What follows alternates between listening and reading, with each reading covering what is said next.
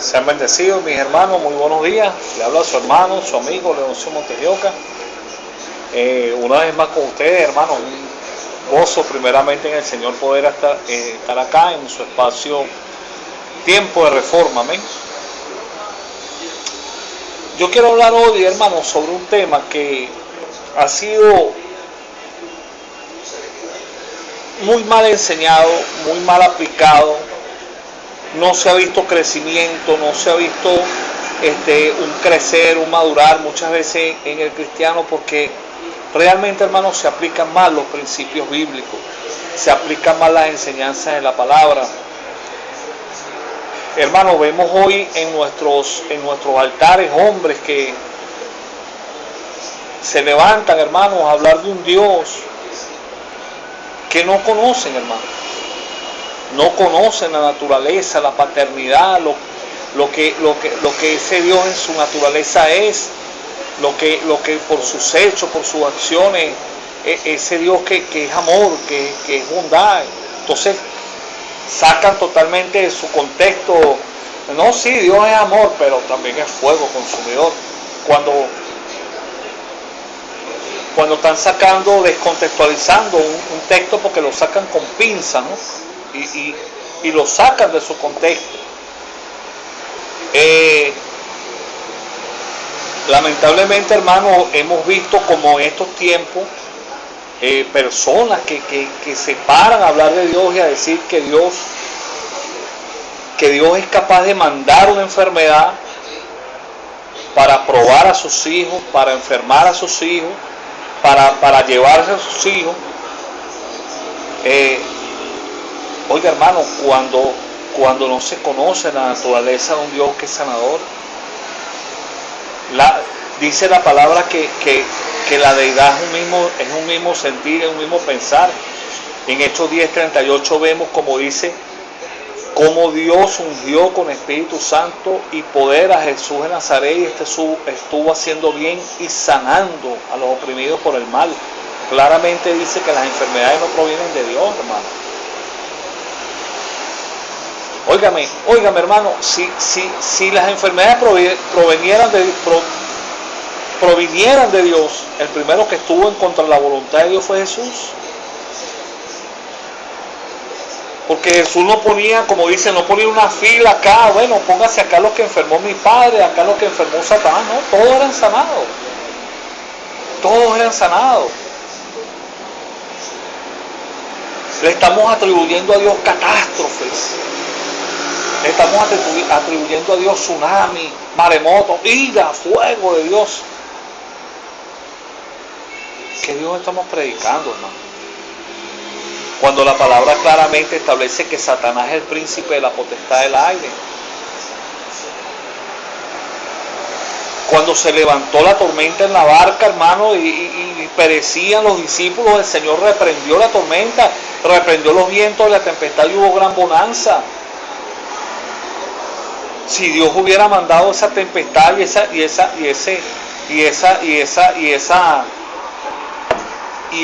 esa tormenta, el Señor tenía que quedarse tranquilo y no ir en contra de la voluntad del Padre, hermano.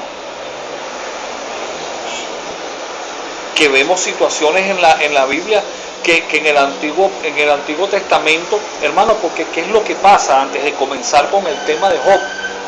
¿Qué es lo que pasa? Que la revelación es progresiva en la palabra. Y nosotros vemos que en el Antiguo Testamento el misterio satánico no había sido revelado. Eran pocas las personas que por revelación nombraban a Satanás, pero el que viene a descubrir, a poner de manifiesto y a destruir todas las obras del diablo fue Jesucristo. Y es ahí donde viene el problema de Job. Muchas personas dicen, porque es que ese es el problema, que traducimos linealmente lo que la palabra dice, pero no estudiamos para ver qué es lo que la Biblia quiere decir. Y entonces muchas veces, incluso hay personas que inventan, y en vez de hacer exégesis, hacen eisegesis, o sea, dan su propia interpretación de lo que la palabra dice. Hay personas que dicen, no, pero es que, porque usted lo lee así en la palabra, no, pero es que Dios endureció el corazón de Faraón. Oiga, hermano, acuérdense que la Biblia está traducida. La Biblia fue escrita en otro idioma. Pasó del hebreo al arameo.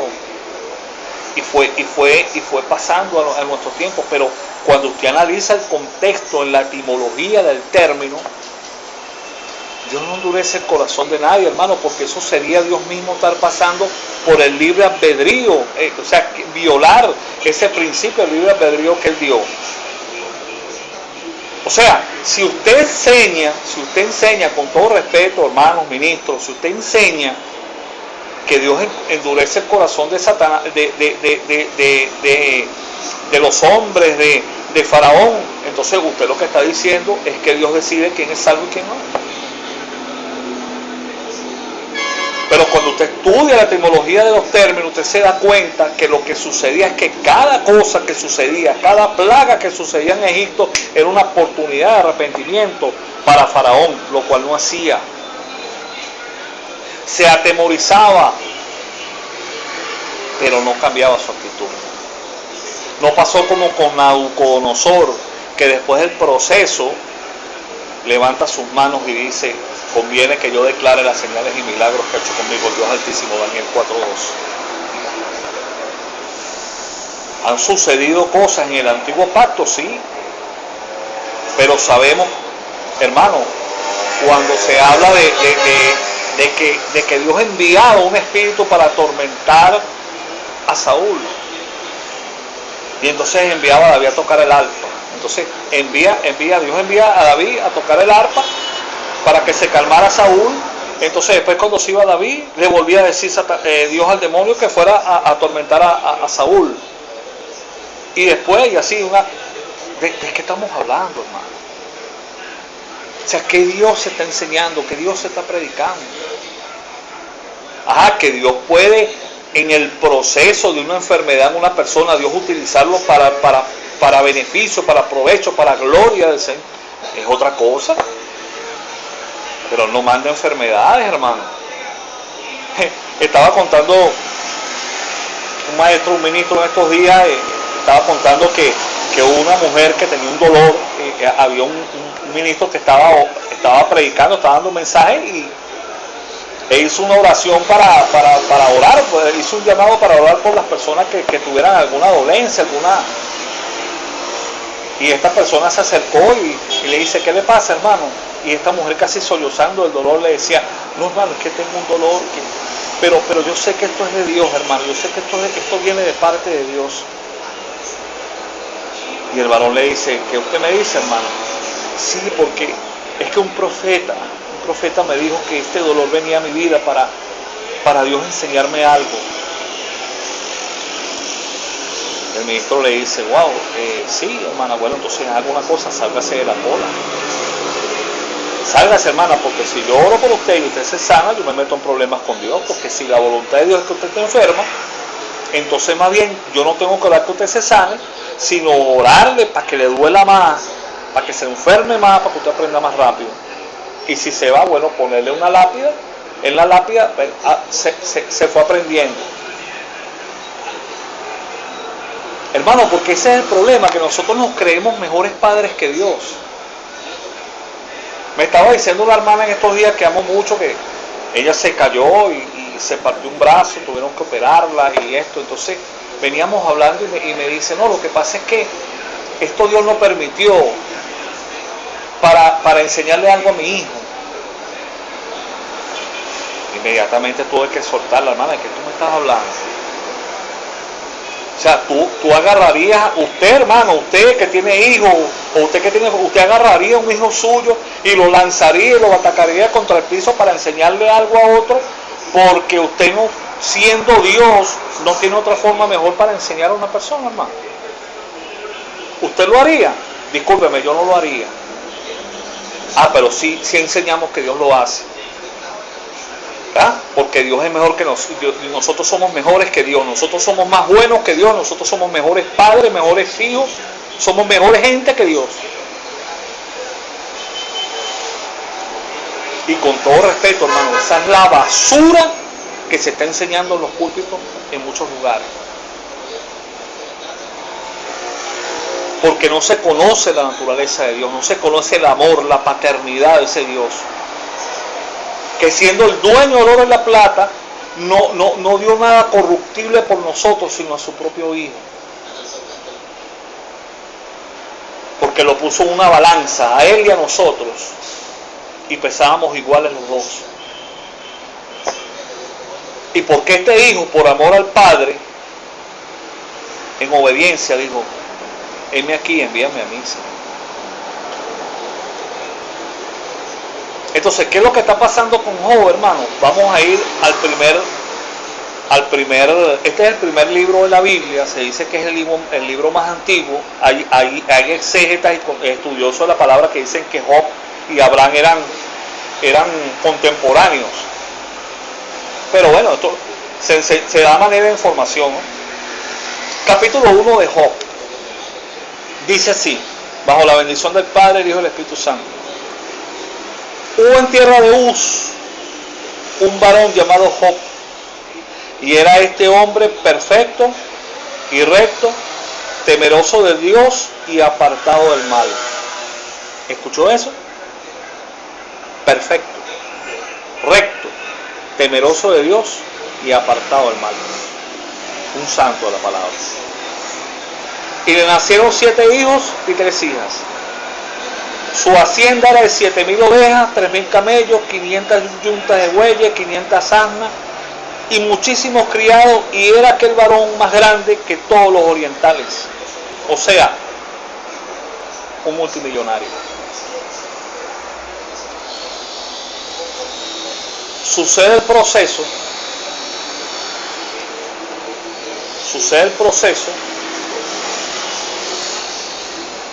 y todo lo que pasa en Job. Pero yo quiero que vayamos un momentico al capítulo número 3, versículos 25 y 26, porque nosotros tenemos que preguntarnos, Señor, ¿qué pasó aquí? Estaban en plena ley. Las bendiciones que vienen al hombre son consecuencias de su fidelidad y su obediencia a la palabra. Si cumplieres mis normas, mis estatutos, serás bendito en tu entrada, en tu salida, en tu sembrar, en todo. Estamos hablando de un hombre que no solamente tenía bendiciones, sino añadiduras. Tenemos que preguntarnos qué pasa. Capítulo 3 de Job, versículos 25 y 26. Porque el temor que me espantaba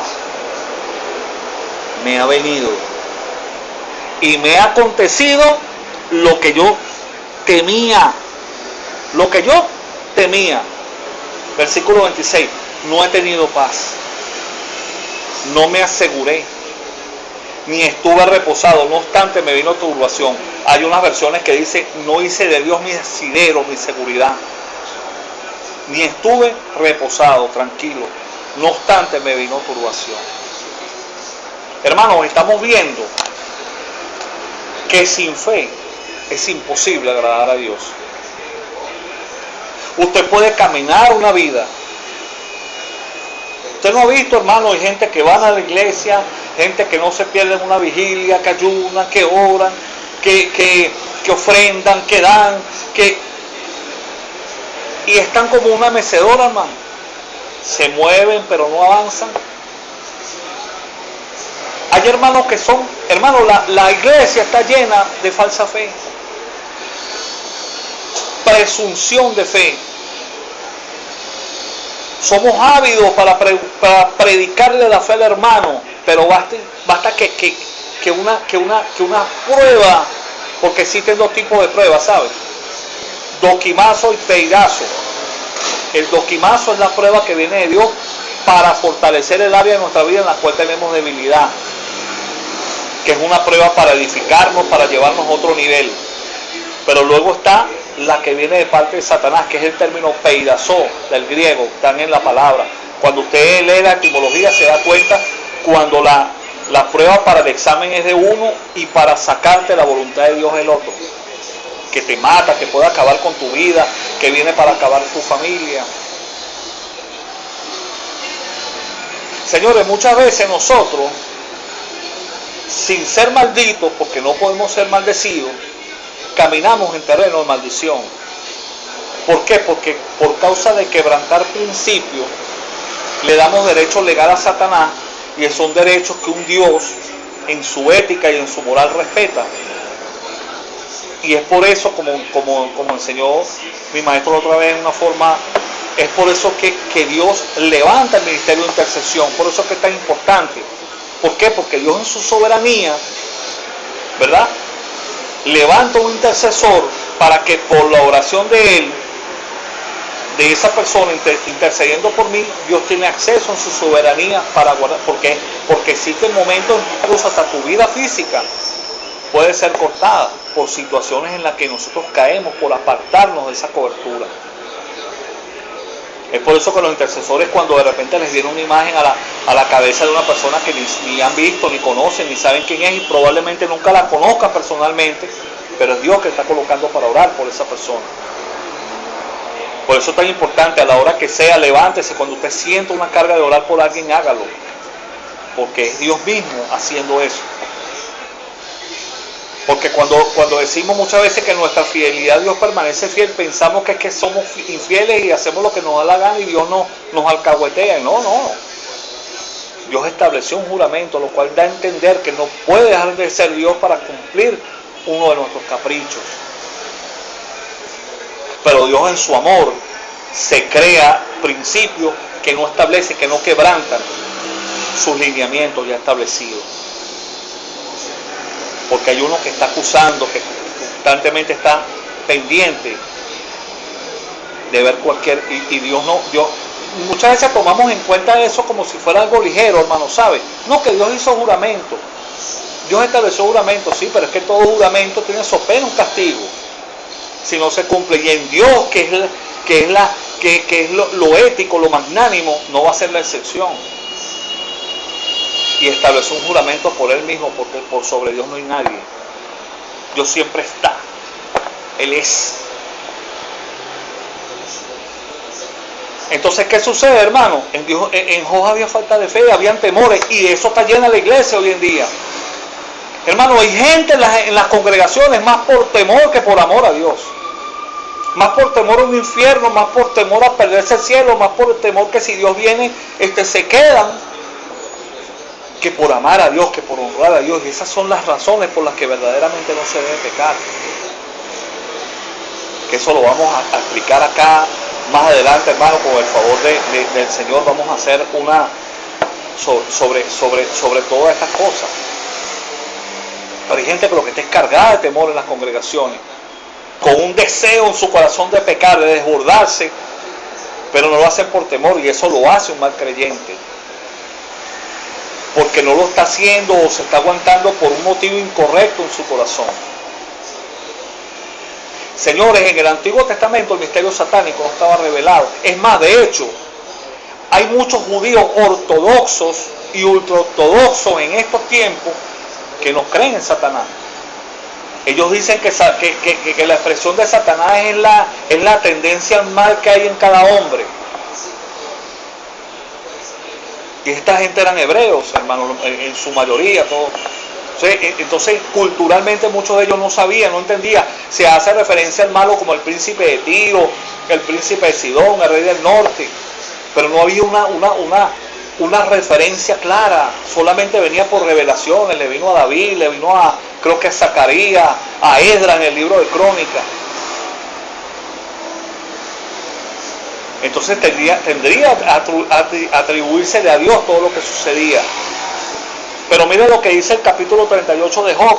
Le dice Dios: entonces respondió Jehová a Job desde un torbellino y dijo: ¿quién es ese que oscurece el consejo con palabras sin sabiduría? O sea, ¿qué es lo que está diciendo? Lo que le dice: ahora ciñe como varón tus lomos. O sea, ciñe tus lomos, lo que traduce es: prepara tu entendimiento.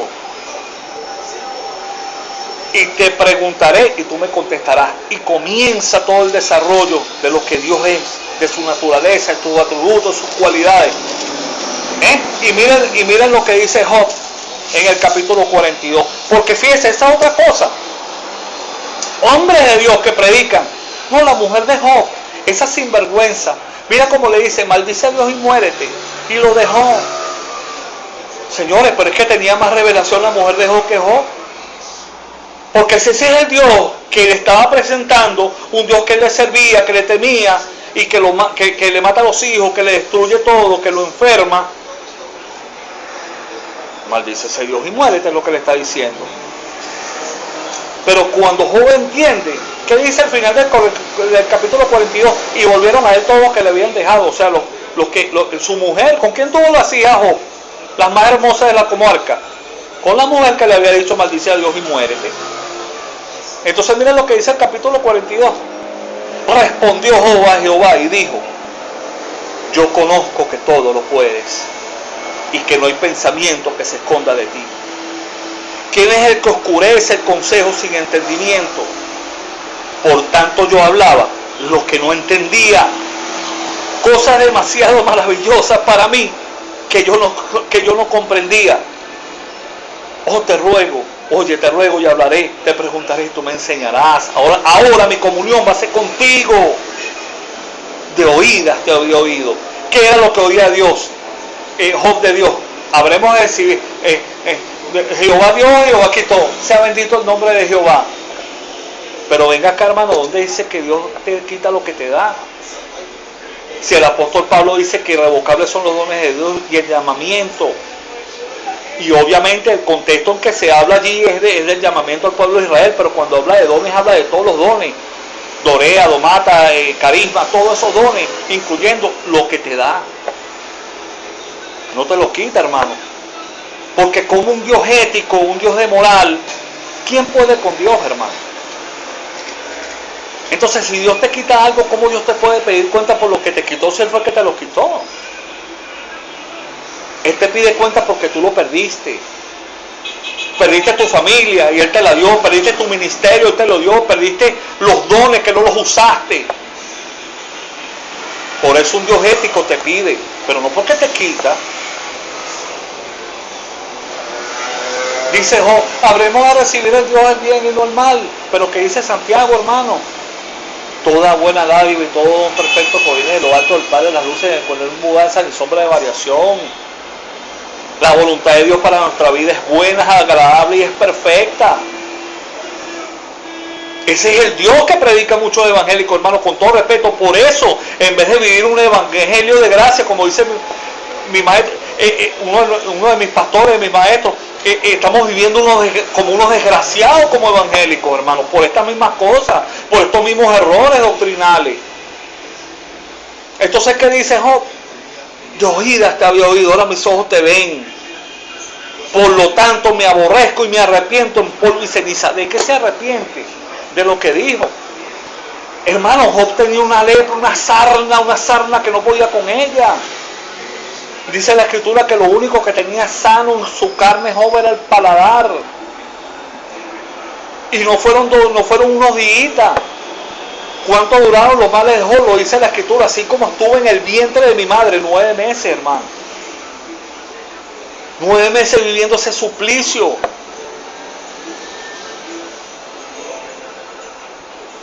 Y luego dice, de oídas te había oído. O sea, eso es lo que yo había oído, que tú dabas, que tú quitabas, que de ti venía el mal y también el bien. Pero ahora mis ojos te ven. Y yo te preguntaré, mi comunión ahora es contigo, mi Señor. No con lo que digan los hombres. Hermanos, Dios es bueno. Su naturaleza es amor. ¿Queda juicio? Sí. Pero deje de estar predicando eso, hermano. De que Dios manda un terremoto, que Dios manda una enfermedad para matar a un hermano, porque no tiene otra forma Dios en su poder y en su autoridad de llevarse a un hijo que le ha servido, que le sirve y que le ama. Comience a orar, hermano, en estos momentos en su vida. Dios, yo quiero que tú te me reveles a mí como el Padre que eres. No como que los hombres y muchos hombres me dicen de ti. Porque no estudian, hermano, lamentablemente. Y ustedes verán cómo esto comienza a caminar, cómo ustedes se dan cuenta de las bendiciones que tenemos de un Padre amoroso, de un Padre que es bondad, que es misericordia, que es perdón, que no escatimó en su propio Hijo. ¿Sabes, hermano? Yo oraba así. Y le doy gracias a los ministros que me corrigieron. Porque yo decía, no, es que no somos nada. Señor, no soy nada. No valgo nada. No, sí valemos, hermano. Valemos la sangre de Jesús. Valemos esos clavos en esa cruz. Porque si no hubiéramos valido, Dios no viene, no manda a su Hijo por nosotros, hermano. Porque somos su imagen y su semejanza. Somos coherederos del reino, lo mismo. El mismo derecho y los mismos privilegios que tiene Jesús como Hijo del Padre tenemos nosotros, somos coherederos del reino. Haga valer esa posición, hermano. Conozca el carácter, la naturaleza, la paternidad de Dios. Cuando alguien le diga, no, es que Dios me... No, hermano, ¿de qué me estás hablando? Yo espero que este mensaje haya sido de bendición, hermanitos. Se les ama en el amor de Cristo y en el amor del corazón de un hombre de Dios. Y vamos a seguir con muchas enseñanzas, hermano. En el tiempo que Dios así lo permita, vamos a ir tumbando vacas sagradas en el nombre del Señor Jesucristo. Se les ama en el amor de Cristo, su hermano y amigo Leoncio Montes de Oca. Bendecidos.